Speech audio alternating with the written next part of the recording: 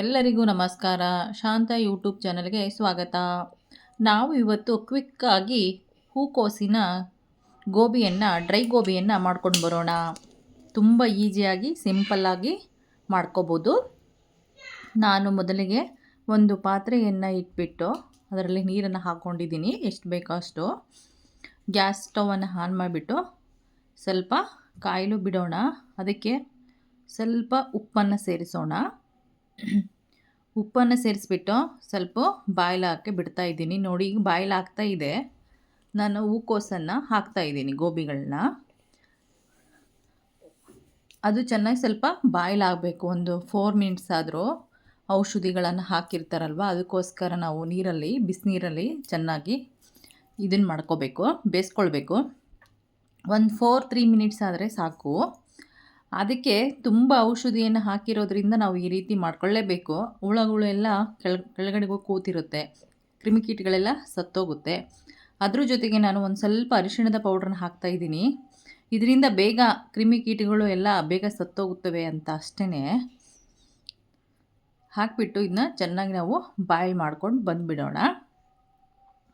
ನೋಡಿರಿ, ಈ ರೀತಿಯಾಗಿ ಬಾಯ್ಲ್ ಆಗ್ತಾಯಿದೆ. ಒಂದು ಸ್ಪೂನಿಂದ ಚೆನ್ನಾಗಿ ಇದನ್ನ ಒಂದ್ಸಲ ಮಿಕ್ಸ್ ಮಾಡ್ಕೊಂಬಿಡೋಣ. ಚೆನ್ನಾಗಿ ಮಿಕ್ಸ್ ಮಾಡಿಬಿಟ್ಟು ಒಂದು 3-4 ಮಿನಿಟ್ಸ್ ಬಿಡಬೇಕು.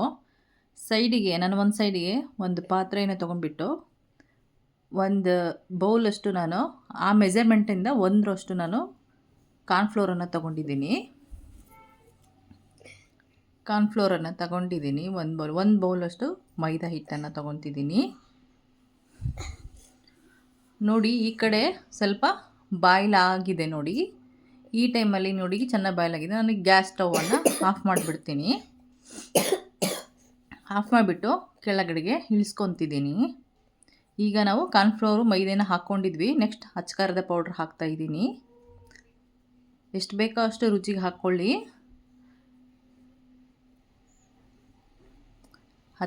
ಅಚ್ಕಾರದ ಪೌಡ್ರ್ ಆಗಿದ ಮೇಲೆ ಸ್ವಲ್ಪ ಮೆಣಸಿನ ಪೌಡರನ್ನು ಕೂಡ ನಾವು ಹಾಕೋಣ.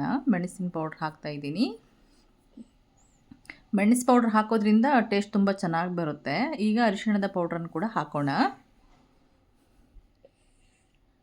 ಸ್ವಲ್ಪ ನಾನು ಇದಕ್ಕೆ ರೆಡಿಮೇಡ್ ಶುಂಠಿ ಬೆಳ್ಳುಳ್ಳಿ ಪೇಸ್ಟನ್ನು ಯೂಸ್ ಮಾಡ್ಕೊತಿದ್ದೀನಿ. ಮನೆಯಲ್ಲಿದ್ದರೆ ಶುಂಠಿ ಬೆಳ್ಳುಳ್ಳಿಯನ್ನು ಕೂಡ ನಾವು ಜಜ್ಕೊಂಬಿಟ್ಟು ಹಾಕ್ಕೋಬೋದು. ರುಚಿಗೆ ಎಷ್ಟು ಬೇಕೋ ಅಷ್ಟು ನಾನು ಉಪ್ಪನ್ನು ಕೂಡ ಸೇರಿಸ್ತಾ ಇದ್ದೀನಿ. ಈಗ ಚೆನ್ನಾಗಿ ಒಂದ್ಸಲ ಎಲ್ಲ ಮಿಕ್ಸ್ ಮಾಡ್ಕೊಂಬಿಡೋಣ. ಆಮೇಲೆ ಸ್ವಲ್ಪನೇ ನೀರು ಹಾಕ್ತಾ ಚೆನ್ನಾಗಿ ಗೋಬಿಗೆ ಯಾವ ಥರ ಹದ ಬೇಕೋ ಆ ರೀತಿ ನಾವು ಚೆನ್ನಾಗಿ ಗಂಟಿಲ್ದಾಗೆ ಮಿಕ್ಸ್ ಮಾಡ್ಕೊಂಬಿಡೋಣ. ಇದು ತುಂಬ ಟೇಸ್ಟಿಯಾಗಿ ಬರುತ್ತೆ. ಒಂದ್ಸಲ ಟ್ರೈ ಮಾಡಿ ನೋಡಿ. ಡ್ರೈ ಗೋಬಿ ಅಂತೂ ಮಕ್ಕಳು ಇಷ್ಟಪಟ್ಟು ತಿಂತಾರೆ. ಆಮೇಲೆ ಸೈಡ್ ಡಿಶಸ್ ಆಗಿ ಕೂಡ ನಾವು ಯೂಸ್ ಮಾಡ್ಕೋಬೋದು. ರೈಸು ಸಾಂಬಾರು ತಿನ್ನುವಾಗ ಇದ್ರೊಂದು ಸೈಡ್ ಕಾಂಬಿನೇಷನ್ ಆಗಿ ತುಂಬ ಟೇಸ್ಟಿಯಾಗಿರುತ್ತೆ. ಸಾಯಂಕಾಲದ ಈವ್ನಿಂಗ್ ಟೈಮಲ್ಲಿ ಕೂಡ ತುಂಬ ಟೇಸ್ಟಿಯಾಗಿರುತ್ತೆ. ನೋಡಿರಿ, ಈ ಥರ ನಾನು ಮಿಕ್ಸ್ ಮಾಡ್ಕೊಂಡಿದ್ದೀನಿ. ನೋಡಿರಿ, ಈ ಥರ ಮಿಕ್ಸ್ ಆಗಬೇಕಿದು. ಈಗ ನಾನು ಎಲ್ಲ ಗೋಬಿಗಳನ್ನು ಬೇಯಿಸಿಟ್ಕೊಂಡಿದ್ದೆಲ್ಲೋ ಅದನ್ನ ನಾನು ಸ್ಟ್ರೈನರ್ ಮಾಡ್ಕೊಂಬಿಟ್ಟು ಇದಕ್ಕೆ ಹಾಕ್ತಾಯಿದ್ದೀನಿ. ನೋಡಿ, ಈ ಥರ ಹಾಕ್ಕೋಬೇಕು. ಸ್ಟ್ರೈನರೆಲ್ಲ ನೀರೆಲ್ಲ ತೆಗೆದುಬಿಟ್ಟು ಹಾಕ್ಕೊಂಡು ಇದೊಂದ್ಸಲ ಚೆನ್ನಾಗಿ ಮಿಕ್ಸ್ ಮಾಡಿಬಿಡೋಣ. ಬಿಸಿಗಿರೋದ್ರಿಂದ ನಾನು ಹಾಗೆ ಇದರಿಂದ ಮಿಕ್ಸ್ ಮಾಡಿದೆ, ವಿಸ್ಕಿನಿಂದ. ಆಮೇಲೆ ನೆಕ್ಸ್ಟು ಕೈಯಿಂದನೇ ಚೆನ್ನಾಗಿ ಮಿಕ್ಸ್ ಮಾಡಿಬಿಡೋಣ. ಎಲ್ಲದಕ್ಕೂ ಹೊಂದ್ಕೋಬೇಕು, ಆ ಥರ ಮಿಕ್ಸ್ ಮಾಡ್ಕೊಂಬಿಡಬೇಕು. ಹೊರಗಿನ ಸೈಡ್ ತಿನ್ನೋ ಬಿದ್ಲು ಮನೆಯಲ್ಲಿ ಒಂದು ಅರ್ಧ ಗಂಟೆ ಟೈಮ್ ಕೊಟ್ಬಿಟ್ಟು ಎಲ್ಲ ನೀಟಾಗಿ ಎತ್ತಿಟ್ಕೊಂಡ್ಬಿಟ್ರೆ ಒಂದು 10 ಮಿನಿಟ್ಸಲ್ಲಿ ಮಾಡ್ಕೊಂಬಿಡ್ಬೋದು ಅಷ್ಟೇ. ನೋಡಿರಿ, ಕಲಿಸಿದಾಯಿತು. ಈಗ ಬಾಣಲೆಯನ್ನು ಎತ್ತಿಟ್ಕೊಳ್ತಿದ್ದೀನಿ. ಗ್ಯಾಸ್ ಸ್ಟವನ್ನು ಆನ್ ಮಾಡಿಬಿಟ್ಟು ಒಂದು ಬಾಣಲೆಯನ್ನು ಇಡ್ತಾಯಿದ್ದೀನಿ.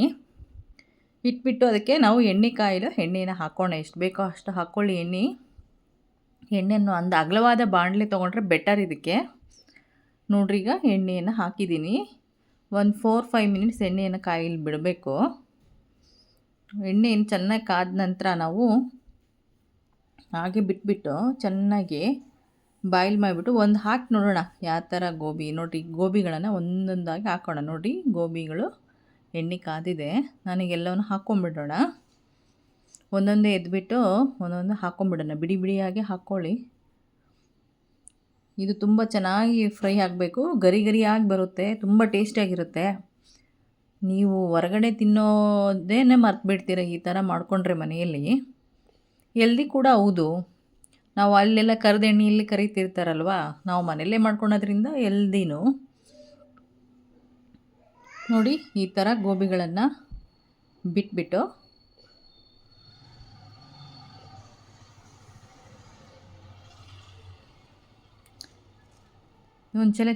ಒಂದು ಸಲ ಕೈ ಆಡಿಸ್ಬಿಡೋಣ, ತಿರುವು ಹಾಕ್ಬಿಡೋಣ ಗೋಬಿಗಳನ್ನ. ನೋಡಿ ಮುಗಿಸ್ಬಿಡೋಣ.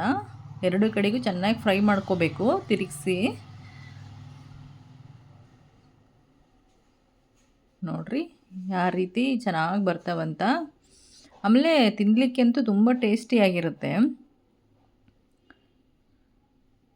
ನಾನಿವತ್ತು ಡ್ರೈ ಗೋಬಿ ಮಾಡಿದ್ದು.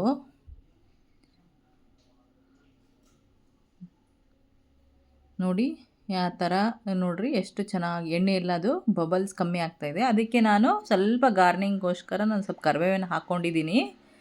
ಅದ್ರ ಕರಿಬೇವಿನ ಜೊತೆಗೂ ಹಾಗೆ ತಿಂದ್ರೂ ತುಂಬ ಒಂಥರ ಟೇಸ್ಟ್ ಚೆನ್ನಾಗಿರುತ್ತೆ. ಅದ್ರ ಸ್ಮೆಲ್ಲೇ ಒಂಥರ ಘಮನೇ ಬೇರೆ. ನೋಡಿರಿ ಯಾವ ಥರ ಒಂಥರ ಗರಿ ಗರಿಯಾಗಿ ಬಂದಿದ್ದವು. ಇದು ಸಾಸ್ ಜೊತೆಗೆ ತಿನ್ನಲಂತೂ ತುಂಬ ಟೇಸ್ಟಿಯಾಗಿರುತ್ತೆ.